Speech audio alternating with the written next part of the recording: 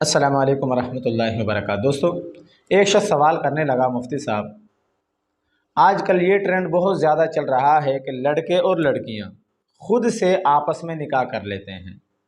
بہت سارے بھاگ کر نکاح کر لیتے ہیں،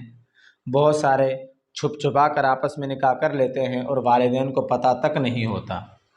تو کیا اس طرح لڑکے اور لڑکی کا آپس میں نکاح کرنا، کیا یہ نکاح منعقد ہو جاتا ہے؟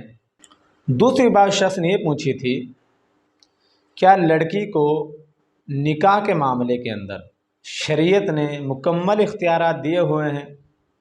کہ نکاح جو ہے اس کی اجازت کے بغیر منعقد نہیں ہو سکتا، اس سے نکاح کے لیے اجازت لینا ضروری ہے؟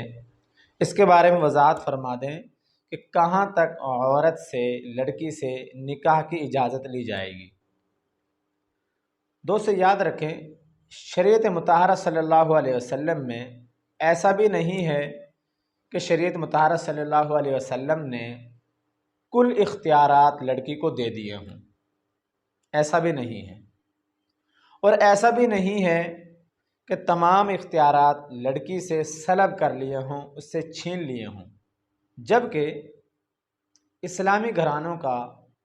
مہذب گھرانوں کا، شریف گھرانوں کا یہ دستور چلا آ رہا ہے قدیم زمانے سے کہ وہ لڑکی کے نکاح کے معاملات کے اندر،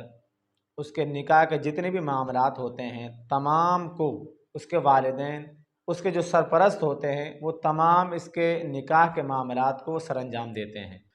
جبکہ اس کے ساتھ ساتھ شریعت مطہرہ صلی اللہ علیہ وسلم نے والدین کو بھی اس چیز کا مکلف بنایا ہے کہ وہ نکاح کرنے کے لیے لڑکی سے اجازت لینا ان کے لیے یہ ضروری ٹھہرایا ہے۔ یعنی لڑکی سے وہ اجازت لیں گے، لڑکی سے وہ پوچھیں گے، پھر جا کر اس لڑکی کا آگے نکاح کیا جائے گا۔ اگر لڑکی منع کر دیتی ہے، لڑکی کہہ دیتی ہے کہ میں نکاح نہیں کرتی، تو یاد رکھیں نکاح منعقد نہیں ہوگا۔ یہ شریعت نے لڑکی کو اختیار دیا ہے کہ اس کی اجازت کے بغیر نکاح منعقد نہیں ہوگا۔ اللہ نہ کرے اگر کوئی لڑکی لڑکا آپس میں بھاگ کر نکاح کر لیتے ہیں، کسی لڑکے لڑکی نے آپس میں نکاح کر لیا، تو یاد رکھیں نکاح جس طرح بھی انہوں نے کیا ہو، گواہوں کی موجودگی میں جب نکاح ہوا، پراپر طریقے سے جب نکاح ہوا، تو وہ نکاح منعقد ہو جاتا ہے، چاہے جس طریقے سے بھی انہوں نے نکاح کیا ہو۔ اب والدین کو یہ اختیار نہیں ہے کہ اس نکاح کو وہ ختم کر دیں۔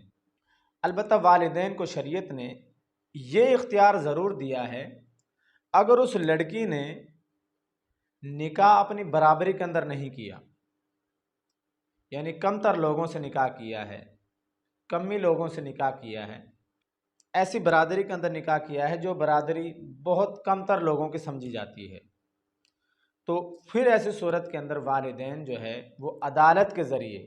عدالت کے اندر وہ درخواست دیں گے، عدالت کے اندر وہ رٹ دائر کریں گے کہ اس لڑکی نے نکاح جو ہے اپنی برابری کے اندر نہیں کیا، اور عدالت کے ذریعے اس نکاح کو وہ ختم کروا سکتے ہیں۔ البتہ نکاح ان کا ضرور ہو جائے گا۔